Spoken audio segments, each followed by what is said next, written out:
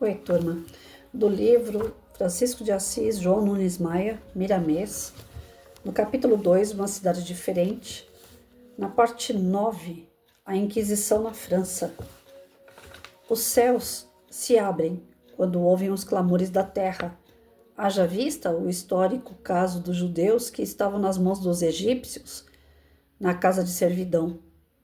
Eis que desceu de uma abertura divina a justiça na personalidade de Moisés, para que os homens não ficassem órfãos, e foi deste aconchego da lei, foi nas torrentes de lágrimas vertidas pelos escravos do Êxodo com o legislador, que o mundo entrou em preparo para a vinda do Messias, aquele que é a esperança do mundo, aquele que foi, é e será sempre o nosso guia espiritual na grande casa de Deus. Os céus se abrem quando se faz necessário, quantas vezes a lei exigir, para que nenhuma das criaturas carregue peso maior do que suas forças. Um nefasto príncipe negro, com o nome de Torquemada, surge na história da Espanha, patrocinado pelas cruzadas do astral inferior, compactuado com milhares de outros da sua estirpe, para dar sequência às cruzadas da terra. Foi ele, em curto-circuito nos fios da vida, principalmente dos espanhóis, o sangue. Para ele, era como um bom vinho na hora da ceia ou nos festejos das suas crueldades. Era insensível aos apelos de mães e filhos, parentes e amigos dos condenados e até mesmo de reis que tremiam ante o seu poder. A crueldade petrificou-se nesse ser de modo indescritível.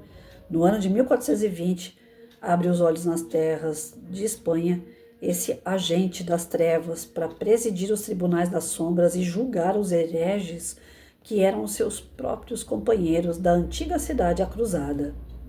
Em contraposição, em 1412, na cidade francesa de Domremy, para que o sofrimento não pesasse demasiadamente nos ombros dos sofredores, os céus se abriram e desceu uma estrela em forma de mulher, com o nome de Joana d'Arc. Foi ela a vítima de todos os tipos de sofrimento, nas asquerosas mãos dos inquisidores inescrupulosos. Foi vilipendiada, cuspida, maltratada, encarcerada. Submeteram-na à fome, à nudez, à convivência com insetos, répteis e batráquios.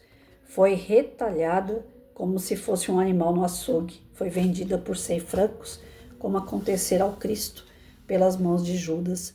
Foi interrogada pelos mais brutos representantes das sombras e em todos os diálogos os vencia com a maior simplicidade, nunca negando seu ideal, dizendo que era enviada de Deus e que conversava com os anjos e santos, que ouvia vozes da parte do Cristo que ensinava a doutrina da serenidade, da moral, da verdade e da paz.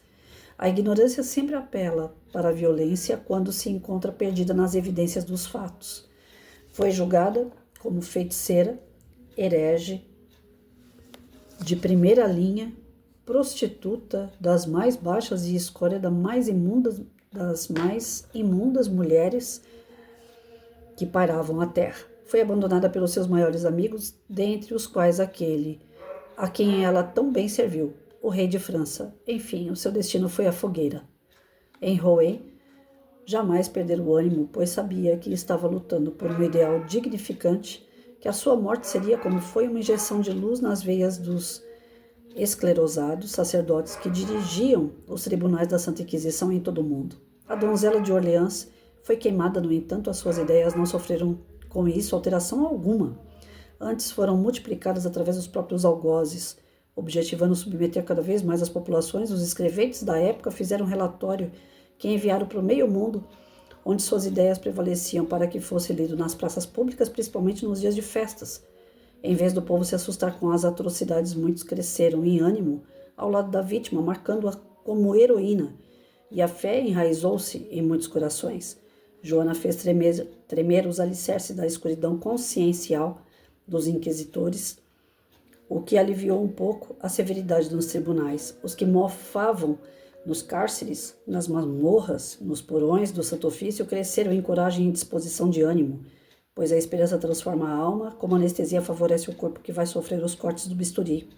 Nenhum dos espíritos de alta categoria vem ao mundo para tirar todo o sofrimento da humanidade, como a água que tomamos hoje sabemos. que amanhã teremos sede novamente. Surgem como alívio, orientando-nos no sentido de encontrarmos a verdadeira fonte dentro de nós mesmos. Eis que devemos lembrar Jesus ao lado da Samaritana, no velho poço de Jacó. Dá-me desta água que te darei uma, que tomando-a nunca mais terá sede. Água da sabedoria, da pureza espiritual, água da verdade. O tribunal da Inquisição, os homens de poder que faziam prevalecer as bulas papais e os hereges eram almas vinculadas ao mesmo karma coletivo, vivendo o mesmo drama consciencial e sujeitos às mesmas dores. Quem pode afirmar que o carrasco não veio a sofrer as mesmas agonias dos condenados? Elas podem até ser bem piores.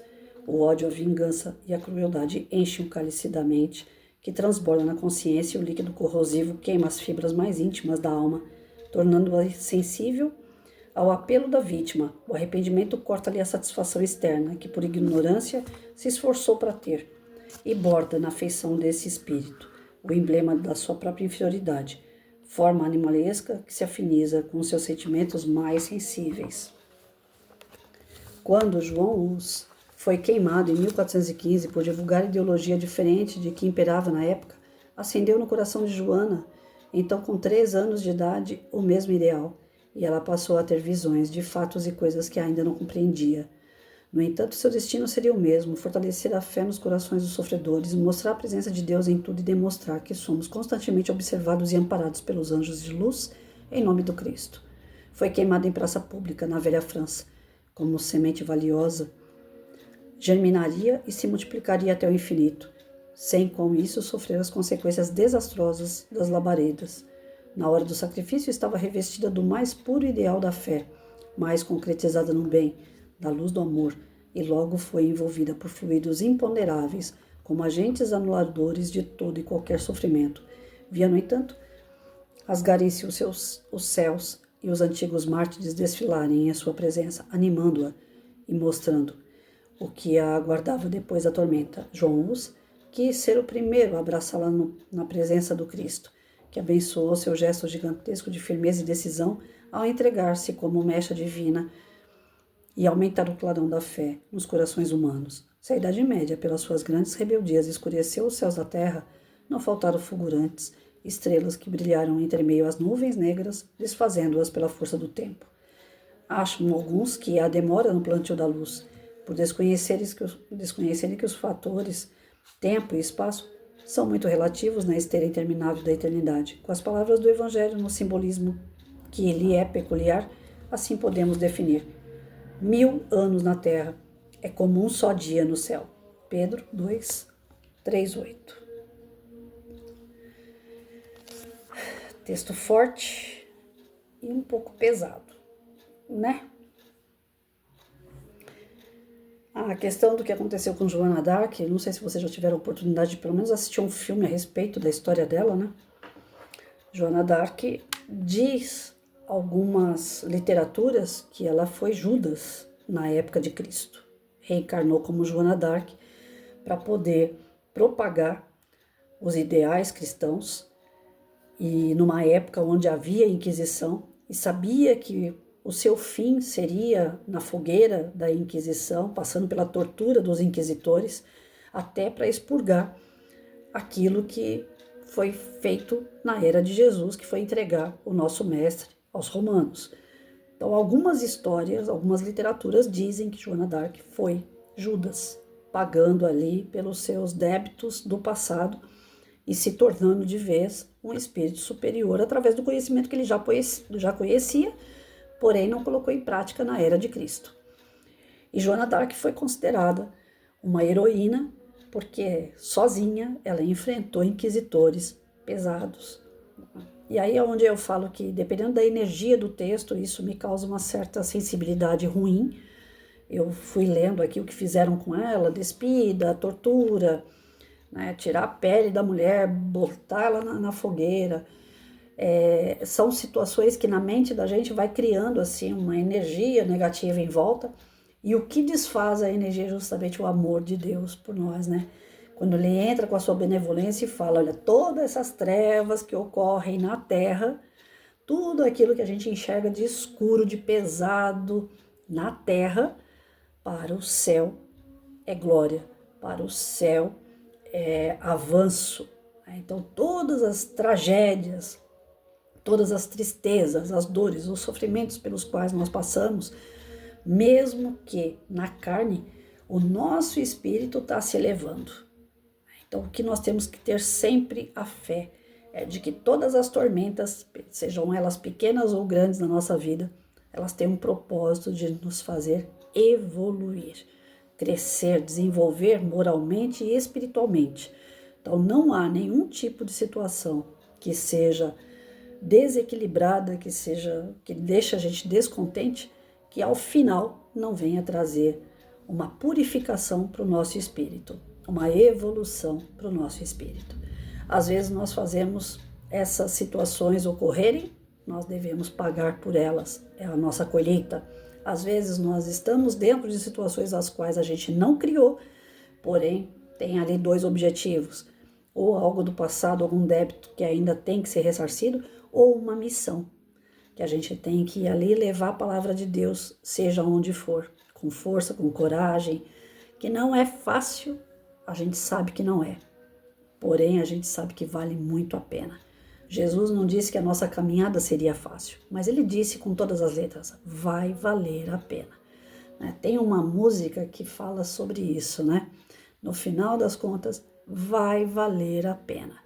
Então, coloquem na mente de vocês a mensagem de hoje, que é tão forte e que ela serve para a gente levar a semana toda com ela vibrando nos nossos corações, na nossa mente. No final, vai valer a pena. Tem sacrifício? Tem dor? Tem transtorno? Tem desequilíbrio? Tem algo que mexe com você, que te machuca? Tenha certeza que você está sendo testado, está sendo provado, está sendo ensinado, para que no final vai valer a pena.